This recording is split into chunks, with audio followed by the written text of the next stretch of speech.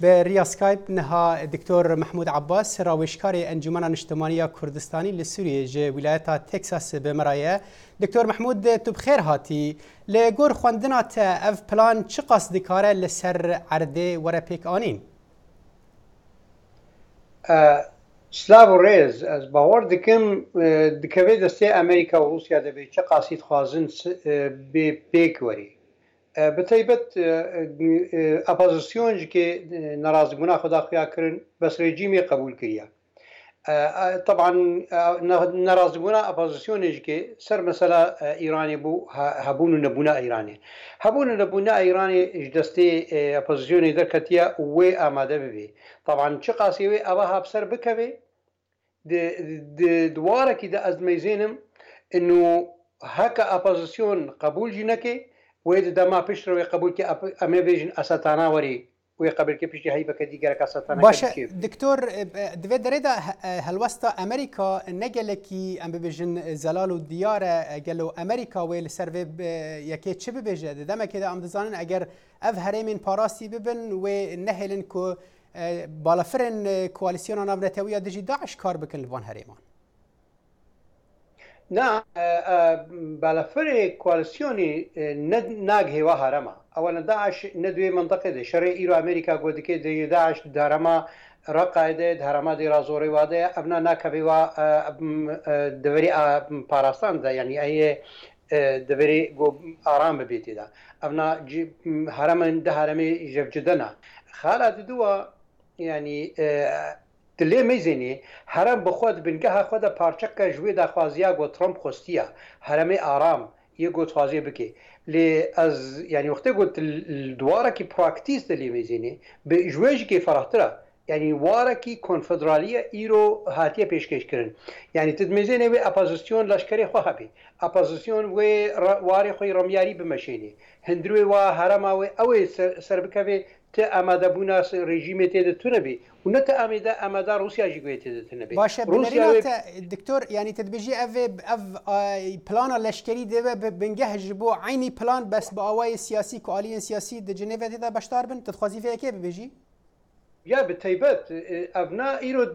بدبن سها او دکارت بيجي بن اخفتنا كرمياري دمشين بس بنجها خدا واركي جدبونا او بارشبونا ك ياغو ايرو بوزيشني خلايك امين گود گوس دجي اب بارشبونا سوريا ما بس بنجها خدا ايرو بارشبونا ك يعني جواري فدراليه درباس بو كبي واري كونفدراليه ده يعني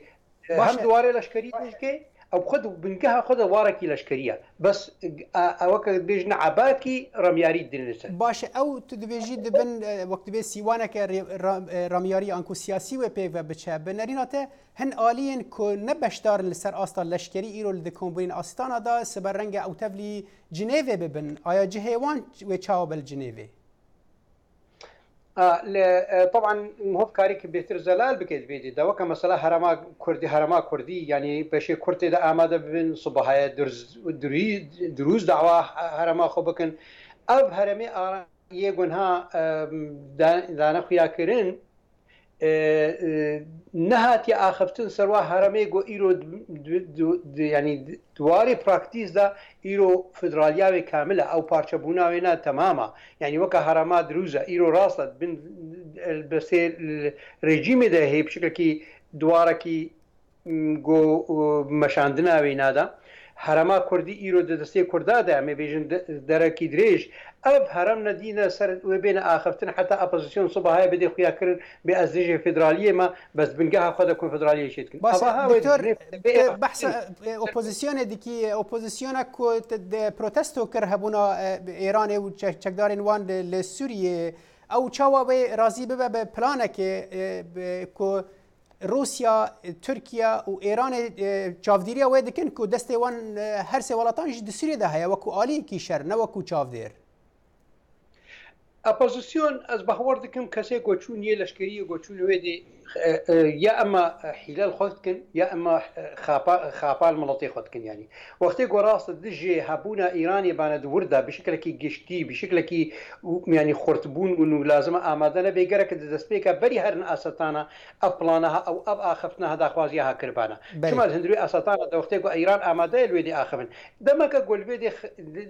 وارکی لیستکا که رمیاری تده خاپا که دیپلماسی تده دست ترکیه تده طبعا وقتی آخفتنا ترکیه برای ببوره از براستی هم متخواست هم مهین درشتر بکن لی هم دکن داویا دما خواه سپاس